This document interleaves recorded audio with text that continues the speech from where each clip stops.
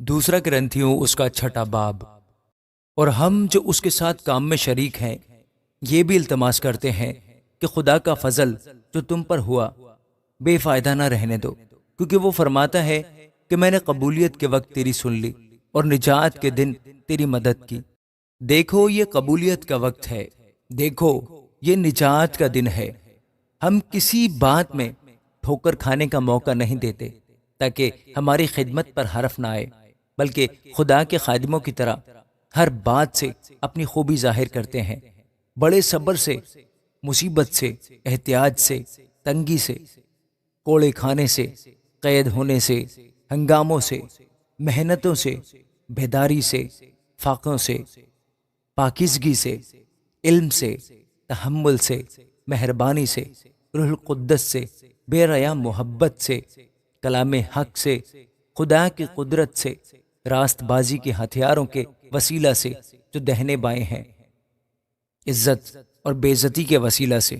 بدنامی اور نیک نامی کے وسیلہ سے۔ گو گمراہ کرنے والے معلوم ہوتے ہیں پھر بھی سچے ہیں،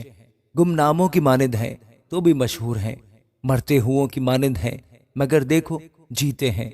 مار کھانے والوں کی مانند ہیں مگر جان سے مارے نہیں جاتے، غمگینوں کی مانند ہیں لیکن ہمیشہ خوش رہتے ہیں، کنگالوں کی مانند ہیں مگر بہتیروں کو دولت مند کر دیتے ہیں، ناداروں کی مانند ہیں تو بھی سب کچھ رکھتے ہیں۔ اے کرنتھیوں، ہم نے تم سے کھل کر باتیں کی اور ہمارا دل تمہاری طرف سے کشادہ ہو گیا۔ ہمارے دلوں میں تمہارے لیے تنگی نہیں مگر تمہارے دلوں میں تنگی ہے، بس میں فرزند جان کر تم سے کہتا ہوں کہ تم بھی اس کے بدلہ میں کشادہ دل ہو جاؤ۔ بے ایمانوں کے ساتھ نہ ہموار جوئے میں نہ جتو، کیونکہ راست بازی اور بے دینی میں کیا میل جول، یا روشنی اور تاریکی میں کیا شراکت، مسیح کو بلیال کے ساتھ کیا موافقت، یا ایماندار کا بے ایمان سے کیا واسطہ، اور خدا کے مقدس کو بتوں سے کیا مناسبت ہے، کیونکہ ہم زندہ خدا کا مقدس ہیں۔ چنانچہ خدا نے فرمایا ہے کہ میں ان میں بسوں گا اور ان میں چلوں پھروں گا، اور میں ان کا خدا ہوں گا اور وہ میری امت ہوں گے۔ اس واسطے خداوند فرماتا ہے کہ ان میں سے نکل کر الگ رہو اور ناپاک چیز کو نہ چھوؤ، تو میں تم کو قبول کر لوں گا